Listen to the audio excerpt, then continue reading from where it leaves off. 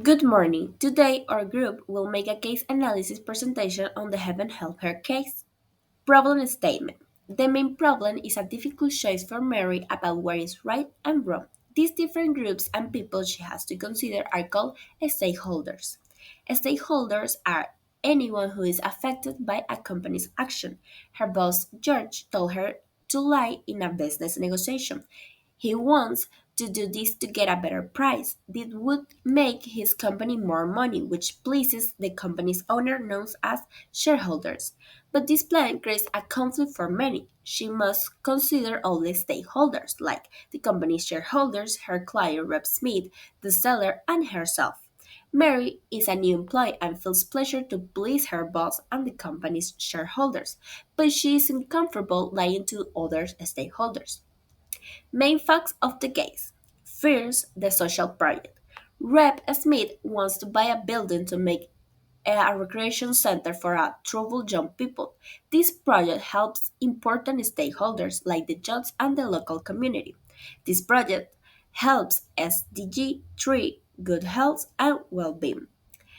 Then we have the truth about the machines and the dishonest plan. Mary Boss wants to wants her to lie about the machines to get a lower price. This plan focuses only on the financial interest of the company's shareholders.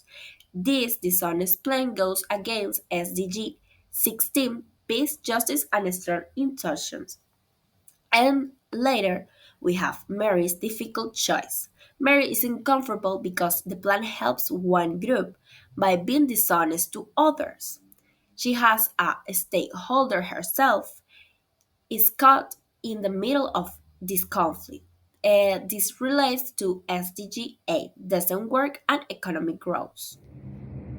Ethics alternative. Number 1. Firms results to life.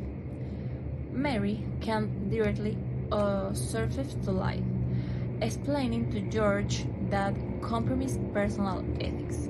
Number 2. Propose transparent negotiation. Mary can suggest of George that interest of landing in the company. Number 3. Escalate of concerns. Mary can escalate the situation to a higher level within the company. And analysis of consequence and alternatives in the short term. Number 1 comes George Meaning become hungry and frustrated, and number 2 pros Mary will maintain her personal and professional integrity. The finish long term. Number 1 comes if George is dishonest person, and number 2 one pros is this will strain her reputation of for. How should the people involved weigh the risk to themselves and to the other people involved in the case? Well, first we have our protagonist, Mary.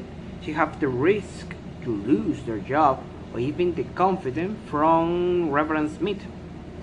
She wants to work with his honesty and confidence, but if she follows the instruction that George gave to her, she could lose all this trust and even from the company. Meanwhile, George wants to get the best deal for the sake of the company, but doesn't care too much about the ethical way to do it, and that could cause a bigger consequence for the company. Why? Without authorization of Reverend Smith, that could all the company could lose all their trust from the organization and the shareholders that provide all the assets from the company. A bigger consequence, all because one single decision from Mary and his her confidence with Reverend Smith. Now the next question is how the justice model of ethical behavior provide a new perspective for the case, and what will be the most just action for to solve this case. Following this model, it will be a really helpful vision that could provide a rational way to solve this problem. Maybe Mari could provide different options to find the utility of the machinery in the building. For example, the machinery could be used for an enterprise project for the young people and learn different new skills, or it could be sold to recover all the investment, or simply buying the building alone. That will be the most just action for all the people involved, analyzing and deciding what will be the next course of The action. fairest alternative for all parties involved is negotiation, based on transparency and good faith. Mary should inform the seller that the machines are not needed by Rev Smith and will be removed. The benefit is that allows the seller to offer fair price with complete information, and Mary maintains her own and her company's professional integrity. Ethical issues are jury of honesty and truthfulness. Your institution is a clear deception. Mary's dilemma conflict between pleasing her supervisor and her principles of honesty and the duty to the client. Company's responsibility. The company, through George, promotes unethical business practice. Lack of professionalism. The negotiation is based on manipulation, not that good faith. Some applicable theories are deontology. Deceiving is the morally wrong. Virtue ethics. The action goes against virtues like honesty and integrity. Utilitarianism. In the long run, deception could harm reputation and translating to more harm than benefit. Now I'm going to talk about some possible solutions to Mary's dilemma, along with the pros and cons. The first option is that Mary follows George's instruction and misleads the seller. This could help secure the property at a price that Rev Smith can actually afford, and it might also help Mary make a good impression on her supervisor, since she will be doing exactly what he asked. But the downsides are serious. Lying to a seller goes against Mary's personal values and ethical standards. It also risks damaging her professional reputation and that of her company if the lie is ever discovered. On top of that, it misrepresents Rev Smith's real intentions, which could break the trust he placed in her. The second option is that Mary refuses to go along with George's plan and tells him she is uncomfortable with it. This choice will allow her to stay true to her principles, remain transparent, and protect Rev Smith from being part of a dishonest negotiation. It also supports building long term credibility in business. However, it might not go over well with her supervisor.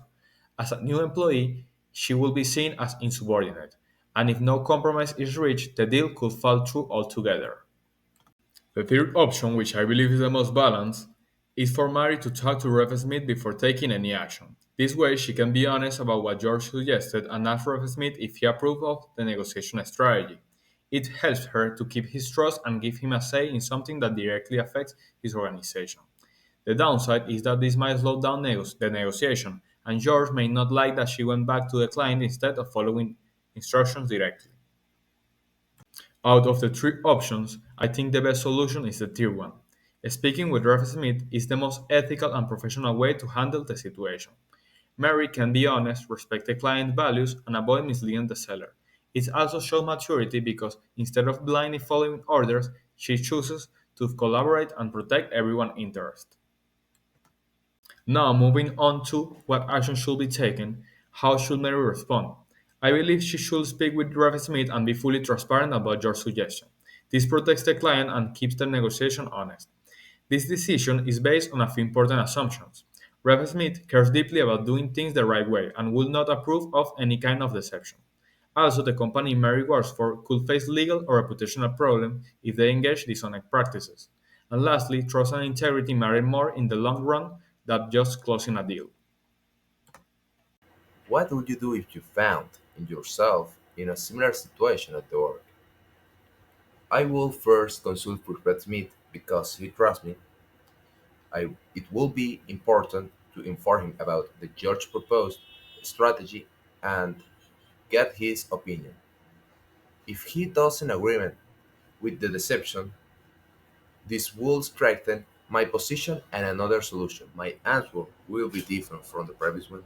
The answer is yes, because the previous manager might have prioritized financial gains or obedience to his boss without questioning ethics. My approach prioritizes moral principles and transparent communications, even if that means challenging instructions or creative solutions.